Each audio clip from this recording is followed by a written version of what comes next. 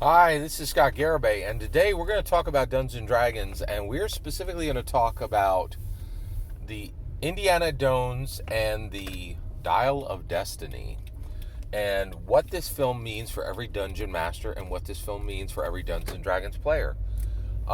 Incredible film, 5 out of 5 stars. It is definitely every dungeon master content, but not from the perspective of how to tell a story.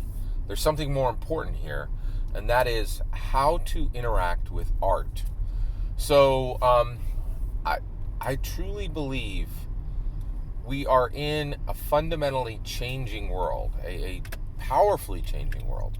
We simply do not live in a cycling world. There are things that are truly different, and we did start the fire.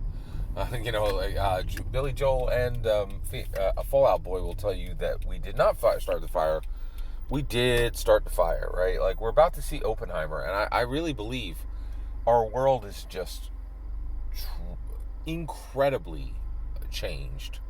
And there are things that are happening now that simply haven't happened before in history. So, Indiana Jones and the Dial of Destiny is an incredibly important film from the perspective of how we interact with art. And interaction is one of our 3 main goals as people who are living in the legacy of Gary Gygax. Not every human has had the privilege of living in the legacy of Gary Gygax, right? And so basically, let's talk about the conversation around Indiana Jones. By the way, spoilers for Indiana Jones and the Dial of Destiny. So let's talk about it. Let's get into it. Like, what is happening in all of this, right? Well, it is truly incredible. So let's dive in. Let's really get there. So I didn't realize. So one, I absolutely loved Indiana Jones and the Dial of Destiny. And I really prepared for it, right? I watched I watched Indy 1 on the big screen. Then I watched Indy 2, 3, and 4, including Crystal Skull, on 2, 3, and 4 on Disney Plus, which was really great that they dropped them on there. I really enjoyed watching them there. So I was really prepared when I saw this movie, and I had prepared myself to receive this art, right? And I really feel, and I watched a lot. I watched a lot of reviews, and those reviews, I really feel, were many people were just like, I'm not 8 years old anymore. There was just a lot of complaining about the film, but the complaints were not about the film. It was like, hey, art has changed, and I've changed, and couldn't the art be the same? And wouldn't it be good if I wasn't, 40 or 50 or 30, and I was just 8 again, right? And I feel like a lot of the reviews were about immaturity, and far more importantly than that, not understanding how to interact with art. So let's talk about art and how we interact with art, right? Now, with Dungeons & Dragons, Gary left this legacy, and he said, hey, you're going to combat your deficiencies. You are going to interact robustly with every entity, every NPC you encounter. You're the player character in your life. You're the player character on this planet, right? But everybody you meet is an NPC, and how are you going to interact with them? And then last, he said exploration of self, exploration of others, to dive into another person and find, oh, this isn't an NPC. Maybe this is another player character. And exploration of this planet, every single last inch of it, like the people who just recently gave their lives doing citizen exploration near the Titanic, right? Like, it completely reshapes how we understand the world, right? So here we go. Okay. Basically, are you an art creator or are you an art destroyer, right? Now, what do I mean by an art creator? Okay, so first of all, James Mangold was the director for this film. Phoebe Waller-Bridger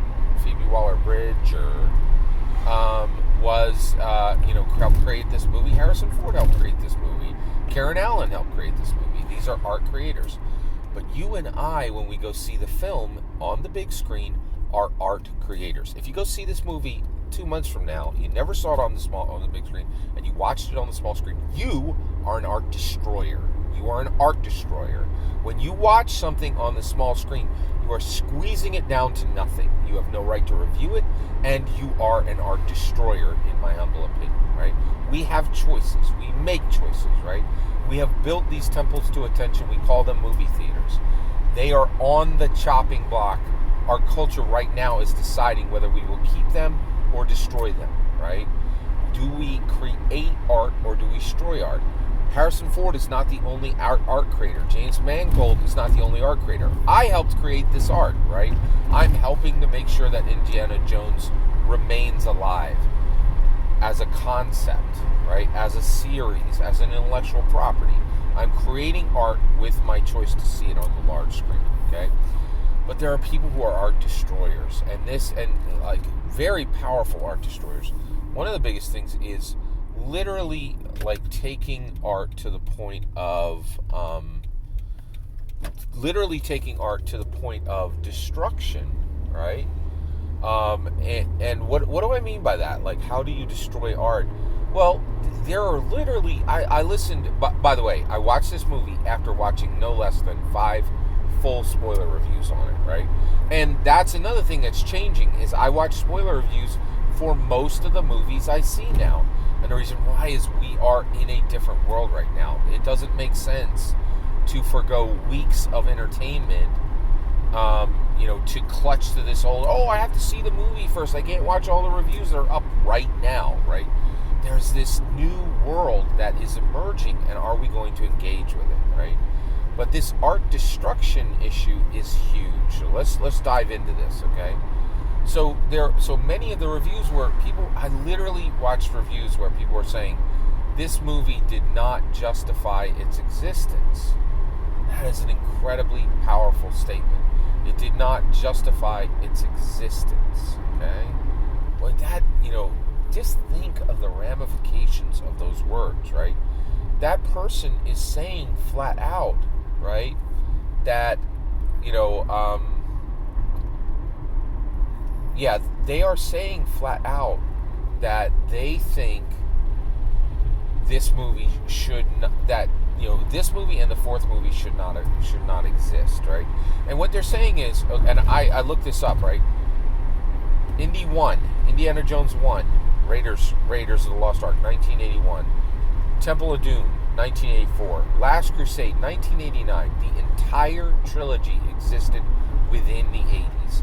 And so there are literally hundreds of reviewers who are like, I want to die, and I want Indiana Jones to die with me.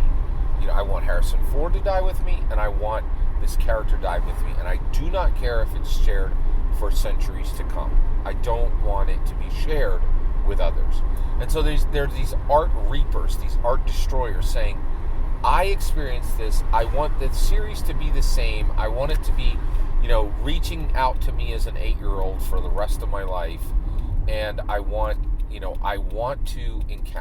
this art to be destroyed with me. I want it to be ash when I am ash, right?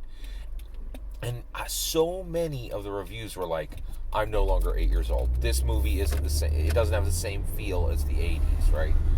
Duh, the world has changed, right?